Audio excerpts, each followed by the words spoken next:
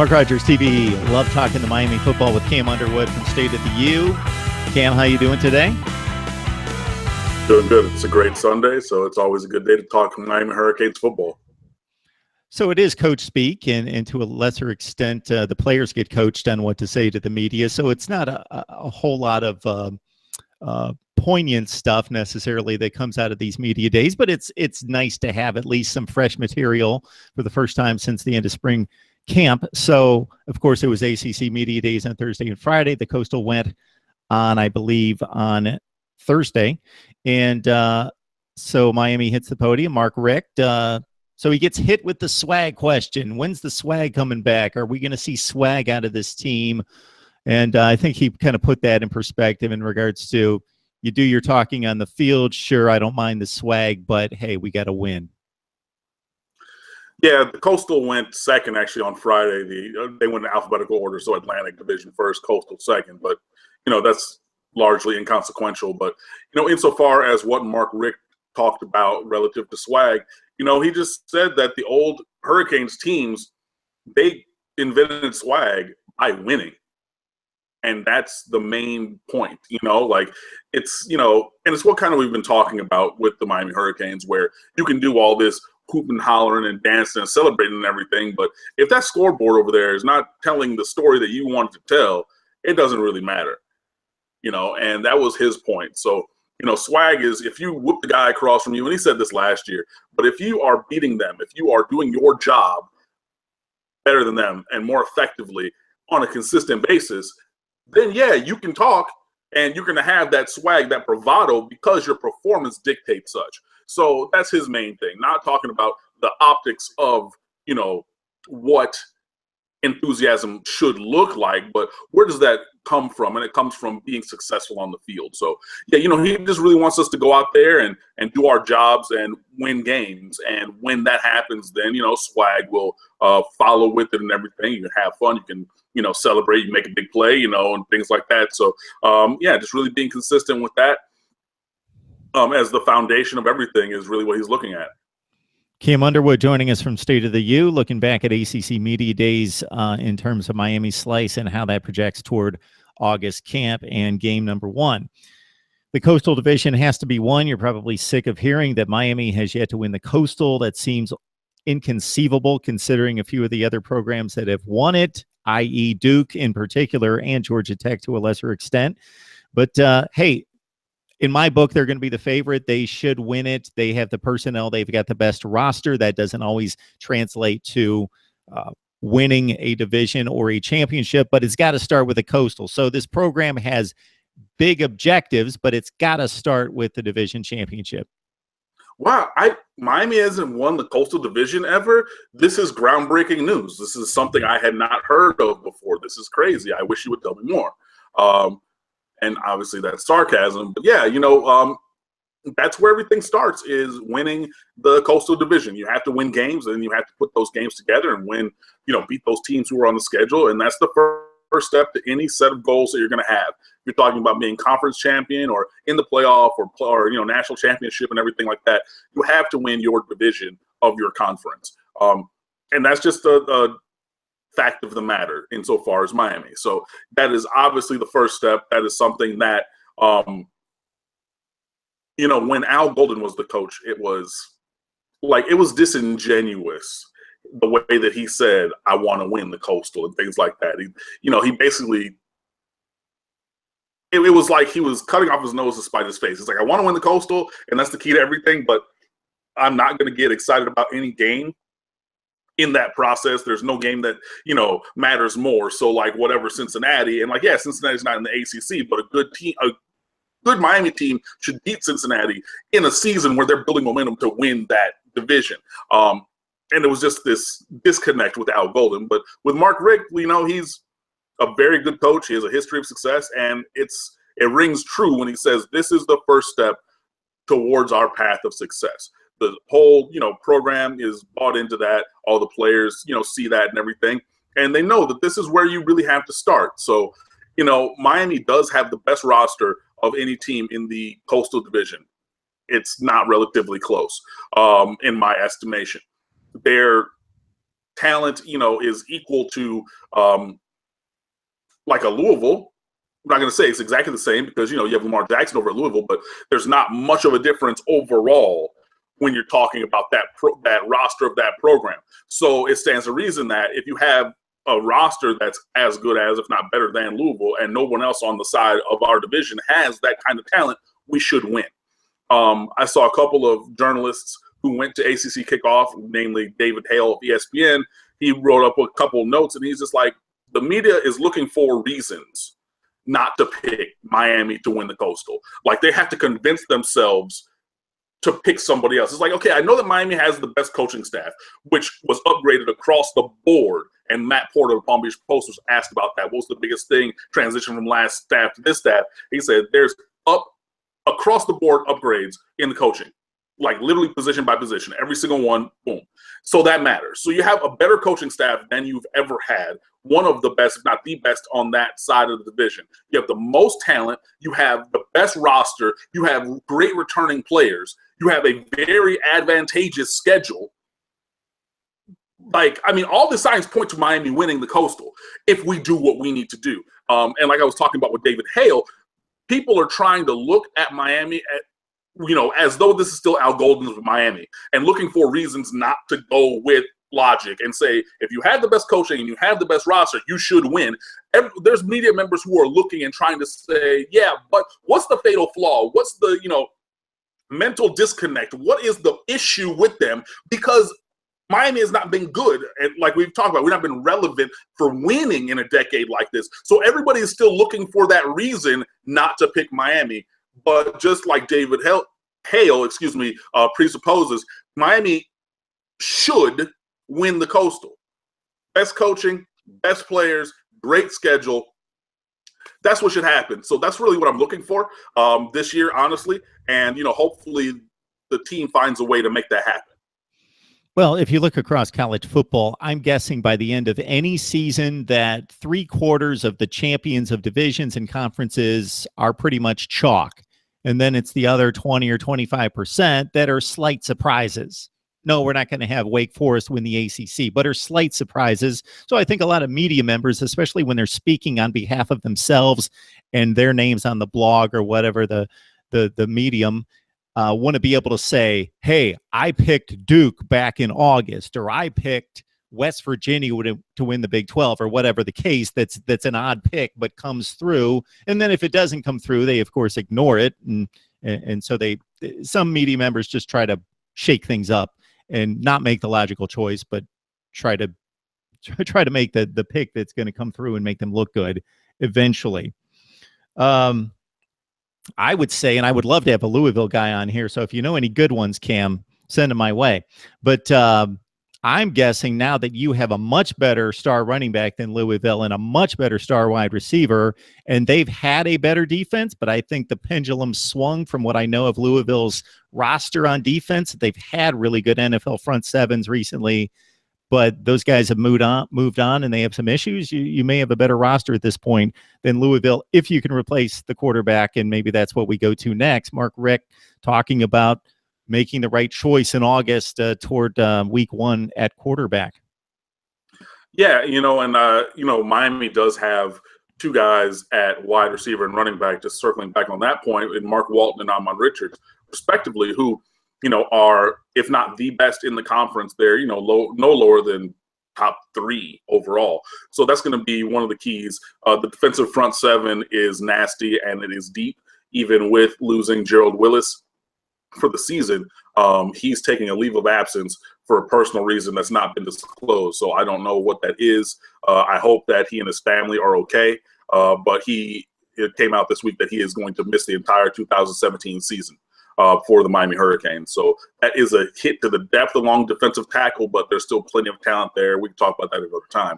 But focusing on the quarterback position, yeah, that's going to be the key, obviously. Mark Richt needs to find a quarterback. There needs to be a singular player there, I think, because you can't really have a rotation or anything at the quarterback position, which is the most important position in sports. And you don't have a long time to really get everything rolling, because week 3, September 16th, you're at Tallahassee against the Noles. And that's going to be a very good team that you're facing up against in garnet and gold. So, whoever is wearing orange and green and white for the Hurricanes has to be on that from like early in the season. So, there's not a lot of time to really handhold a new quarterback. And whoever the quarterback's going to be new. Because Malik Rozier has started one game. That was that 2015 Duke game. He played the rest of that Clemson game after Brad Kai got a concussion, but didn't do well at all. So you have a collective one start and two college. Well, no, Malik Rozier played backup in a few other games, but you're really talking one start and a handful of appearances at the position. Evan Shirrips is a redshirt sophomore, a very cerebral kid, was valid at corner of his high school in Jefferson, Georgia a couple of years ago. He's in the battle with the code #1 with Malik Rozier coming out of spring. And then you have two true freshmen, Cade Weldon, son of Casey Weldon, who was coached by Mark Richt in his time at Florida State in the past. And then N'Kosi Perry from Ocala Vanguard, who, if you've been following these videos, I've spoken about frequently. 4-star recruit, was the 2015 Mr. Football for his classification in the state of Florida, He broke all of Dante Culpepper's high school records at Ocala Vanguard and did most of that as a senior, playing only maybe 2, maybe 3 quarters because his team was so good they were blowing teams out that, there were several games that he didn't even come off the sideline in the second half. So, there's 4 different guys who are in the battle. There's Vincent Testaverde, also Vinny Testaverde's son. He's a walk-on. If he plays, something went really, really, really, really wrong at quarterback for Miami. But you're really looking at Rozier, Shirrips, Perry, and Weldon being in that battle. And, from all accounts, N'Kosi Perry is doing really great things during 7-on-7 and team-led practices because the coaches cannot be out there with the players right now over the summer. They do have the ability to have meetings with their players for a couple of hours. And Mark Richt, he was asked about N'Kosi Perry specifically because, people know these things. People have been following recruiting. This is an industry unto itself. So this is not an unknown kind of guy.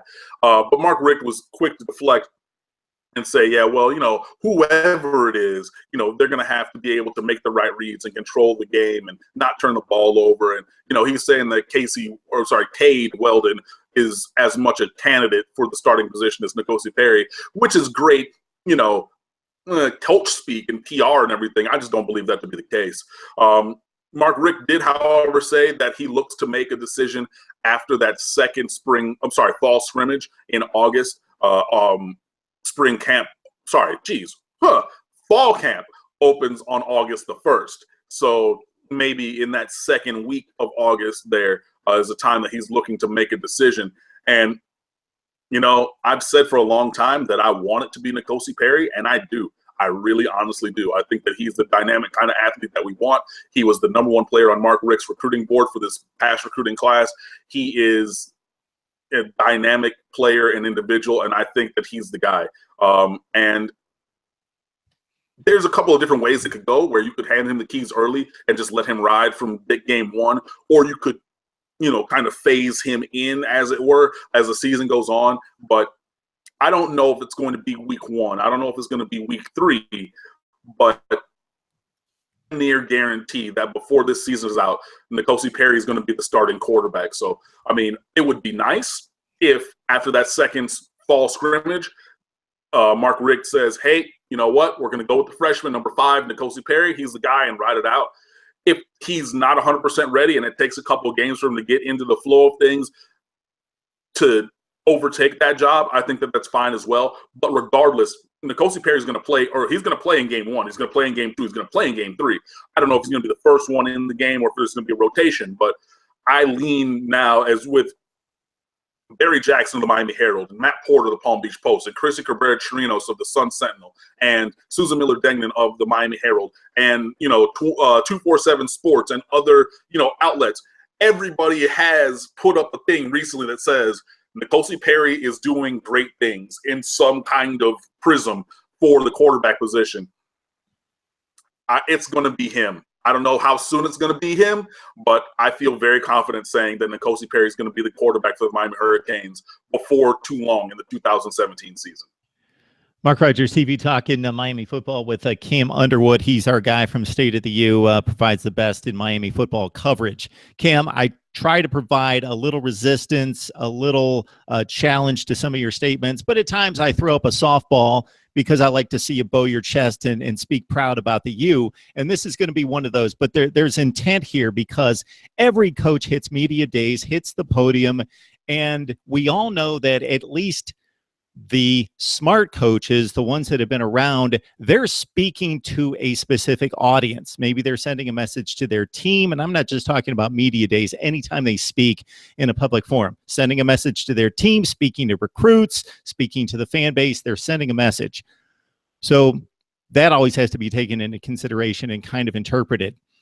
They're always going to hit media days and brag about the conference and how great the conference is and how optimistic they are about this particular team.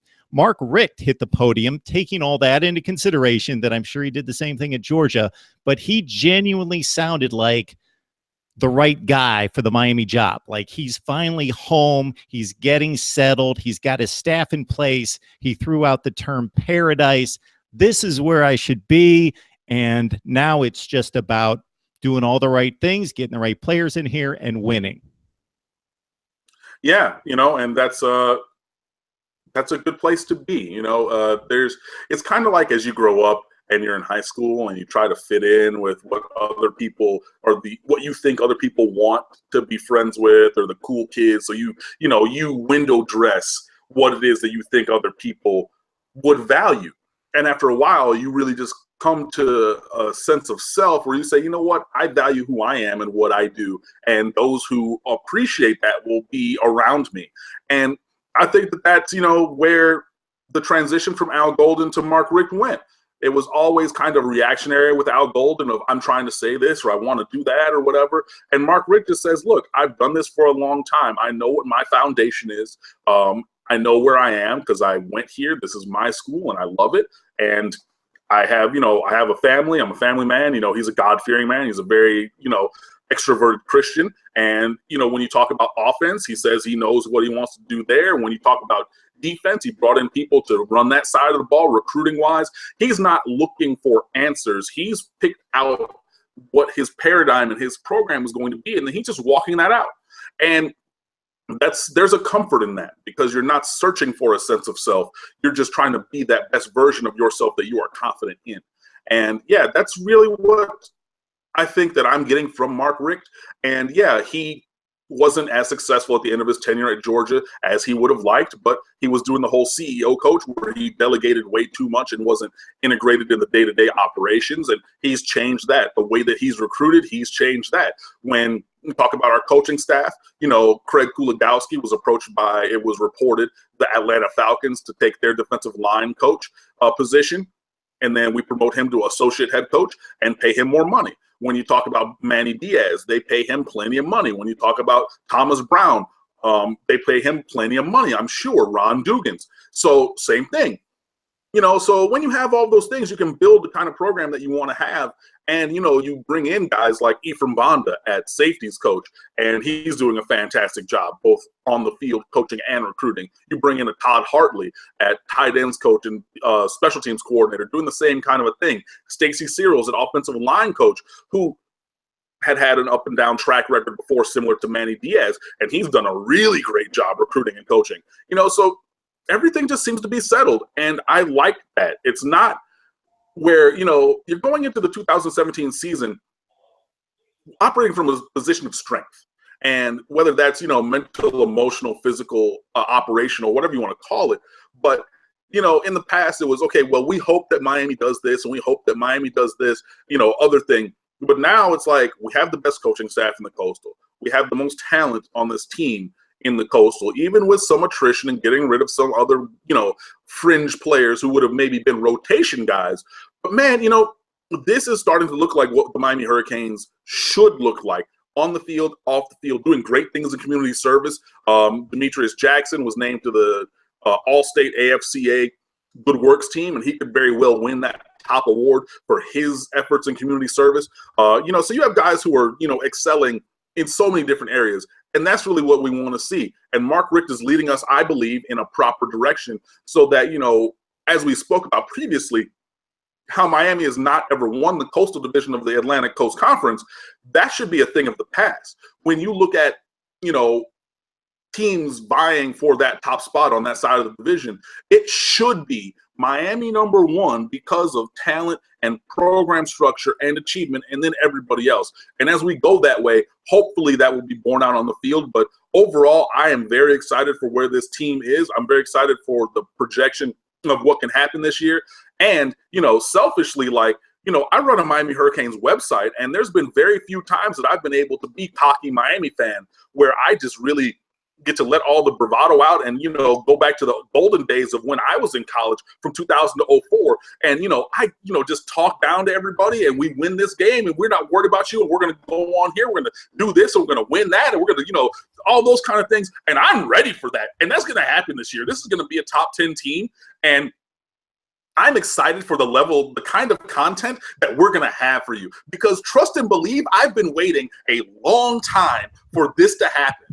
And I'm going to take full advantage of it. So when we are successful, as we're going to be this year, you're going to hear about it from me and from all the guys at State of the U, because we're going to be hyped and we are ready for this moment. And this is the feeling that you should have going into a Miami Hurricanes football season. And I, for one, cannot wait.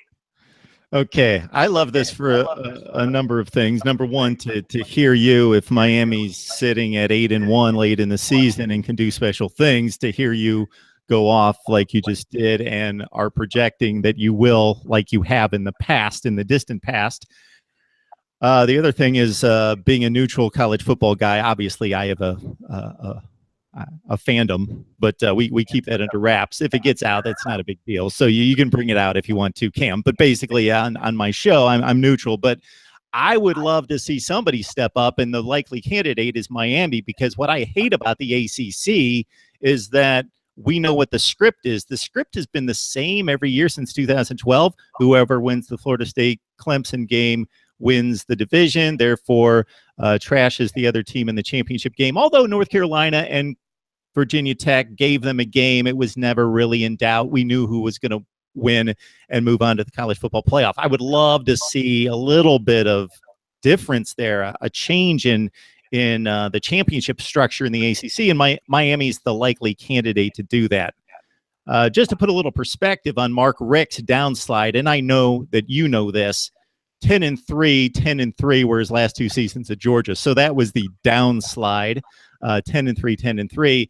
And if his team can somehow get 4 more yards or 1 more playoff because of the issue with the clock at the end of the game against Alabama in the SEC championship game in 2012, he most likely demolishes Notre Dame in the championship game. And the narrative on his career at Georgia is completely different if he's got a national championship from the national perspective and national media.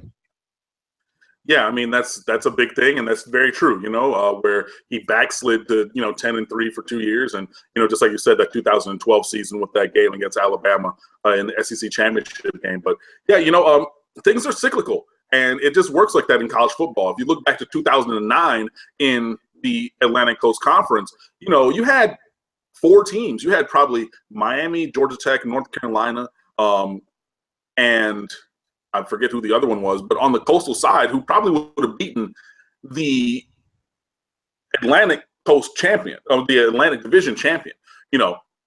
Obviously Miami didn't get there. That was one of those 4-4 years. So, they just kind of went by the last tiebreaker. But you had multiple teams who would have beaten whoever was the champion of the Atlantic Division there.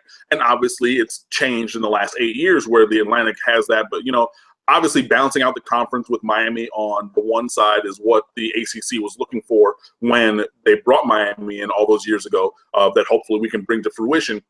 And then, it would just be a good thing for college football. And there's so many people have said this. College football is better when Miami's good. It's the same thing with USC. USC was down for a little bit, and I mean they're down with 7-5, but still, college football is better when those traditional programs are good. I'm from Michigan. This is a picture of the big house over my head. It is better when Michigan is good for college football. And Miami is one of those legacy programs. No, it's not as long tenured a legacy as the University of Michigan, or anything of that nature, not a Notre Dame length of legacy program, but this is one of the blue blood programs over the last 40 years. And everything in college football is better when Miami is good. And that's from many people on the outside who've said that. And you can look up those articles. I've seen them on CBS Sports. I've seen them on SB Nation sites. I've seen them on all kinds of other things. But then, selfishly, I went to Miami. I was there for the glory days from 2004, and it would be great to get back to that. So, you want to be successful. You want to see that happen. And hopefully the Miami Hurricanes take that step forward this year, where we then, again, are part of the national conversation and remind people that this is a legacy program that you need to be aware of. To your point, Cam, going through 2010, so the 5 previous seasons through 2010, the Coastal winner had a higher ranking in the national rankings than the 4 out of 5 years, higher ranking than the Atlantic winner, and won the game 4 out of 5 years. So, yeah, things can swing, although Florida State and Clemson seem pretty secure as elite teams currently in college football. So real quick, Cam, or you can make it as long as you'd like. I'd like 2 quick player profiles just because they're the guys that showed up at the ACC Media Days. And, of course, as always, anything else you want to take off on. But we were talking about Mark Richt's comfort being at Miami. Well, I think by extension, Mark Walton has a little bit more comfort in the running game with Mark Richt as head coach. He specifically said, man, I get to run the 21 play where I can take it right through the one hole with the fullback lead, and I don't have to take it through the shotgun, and just things like that tailor this offense a little bit more for my game and for my productivity. Yeah, Mark Walton is going to be probably one of, if not the most important players for the Miami Hurricanes this upcoming season. There's very little depth at running back for Miami, and we talked about that, and Mark Richt even spoke about that to the local beat writers at ACC Kickoff. There's Mark Walton, and then there's Travis Homer, who's a sophomore behind him. And then you have Trayon Gray, who's a redshirt senior now, I want to say. And then you have Robert Burns, who's a true freshman. But the last 2 were nursing injuries. Gray missed most of last year with the knee, and then Burns missed a lot of time over the last 2 years of high school with a variety of injuries, and then enrolled early and then missed most of spring with the shoulder. So you're talking 2 healthy guys at a position where they're going to have a lot of wear and tear. So that means that Mark Walton is going to have to be that guy. And he has the ability to do that. He's not a household name because he has not been on a winning team, really. And he's only been in college for 2 years, obviously, so being a junior, but he had 1,100 yards last year, 14 touchdowns, can catch the ball in the backfield, and he does it inside the tackles and out. He's not the fastest guy in the world, so he will get run down if he gets into the open field, but he still breaks long touchdown runs. If you watched that Appalachian State game last year, first play from scrimmage, they blitz the linebacker, boom, gives him a shoulder, steps back, and then 80 yards later, you cue up the band, Miami Hurricanes on the board, and we're off to the races. So Mark Walton is a guy who has a variegated skill set, is 5'9", 205 pounds, so short and stocky, a powerfully built guy. And, yeah, he's going to really be the key for this offense. And he said that his goal is – or his goals are twofold that he would share. I think that there's other ones that he was keeping back from the media. But, number one, he said he wanted to be a more vocal leader on the team, which is impressive because I've heard from a lot of people that Mark Walton is the best player that they've ever seen in a football jersey. So him then going outwardly to try to lead the team and be successful is a good thing. And 2, he said he wants to run for 1,500 yards, which is an additional 383 yards on top of what he had last year, which averages out to about 30 yards a game across a 13-game season, additional to what he had last season. So, and I think that that's possible. But, yeah, for offense that's going to have a rookie quarterback, no matter who it is, you're really going to lean on a Mark Walton to get the job done. And I think that he has a skill set to be able to do that, whether that's running the ball or catching the ball. But, yeah, he's going to be one of the top running backs in the ACC. I think that he should be preseason first team All-ACC when that gets announced in the next couple of days. But, yeah, Mark Walton from Booker T. Washington High School in Miami is the best player at that position for Miami and one of the best in the conference, if not the nation. So, yeah, he really needs to be successful, and Mark Richt is going to lean on him very hard to make things happen, and, hopefully it goes well. So, Cam, maybe he gets the 14th game to get the 383 additional.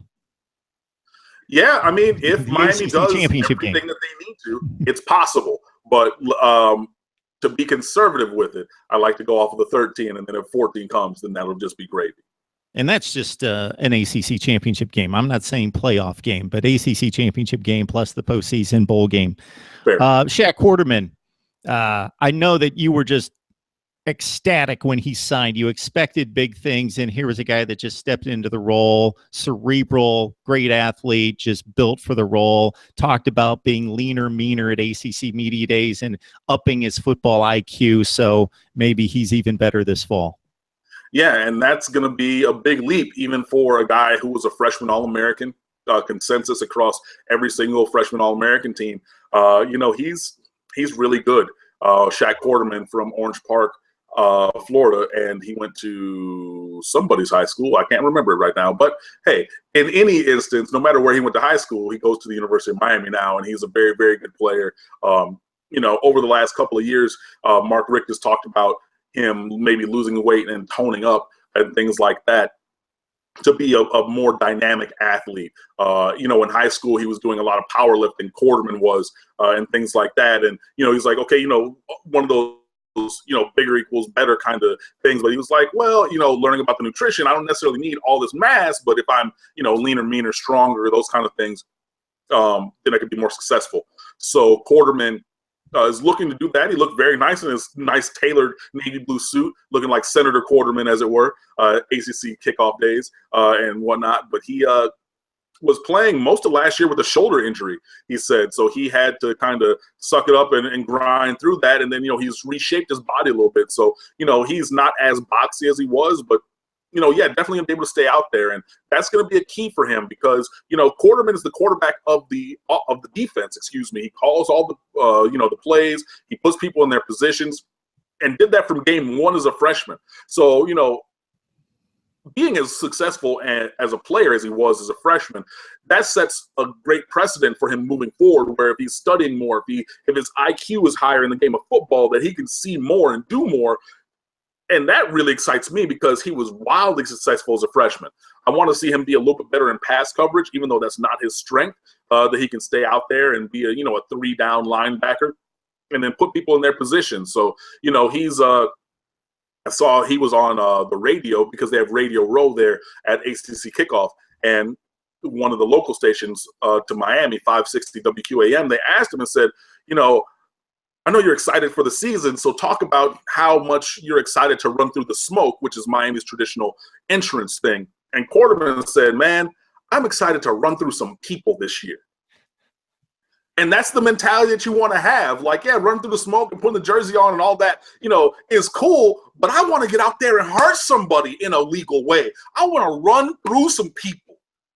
I'm a linebacker. I want to get out there and hit. I want to be quick to the ball. I want to do this, that, and the third. That's what I'm talking about. And I think that Shaq Quarterman can be successful with that. And, it as crazy as it sounds, and he's a great player. He's going to be a captain of his team, and he's, for the next 2 years, maybe 3. But I think that Shaq Quarterman is probably the least physically talented of the 3 linebackers who are in his class between Michael Pinckney and Zach McLeod.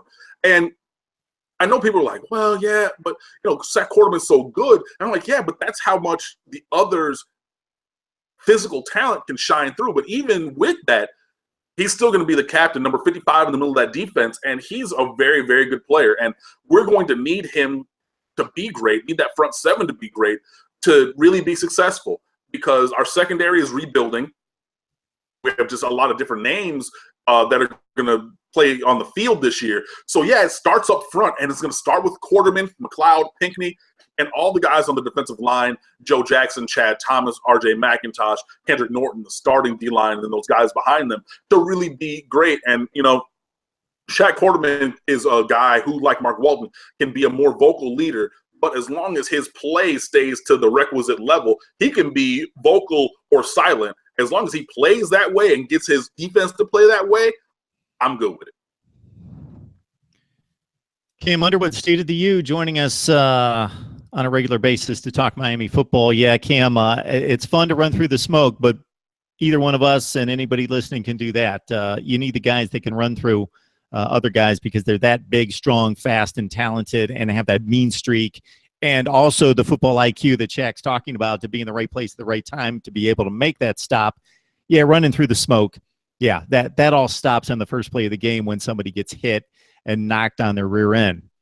All right, Cam Underwood, State of the U. Cam, let us know what you got going there at State of the U. Yeah, so we're continuing our countdown to kickoff. So every single day we're looking at a new group of players who wore a specific jersey number as we get ready to count down towards the September 2nd kickoff of the season opener, I should say. Miami Hurricanes fall camp starts in a couple weeks on August the 1st, so we'll obviously have stuff for that.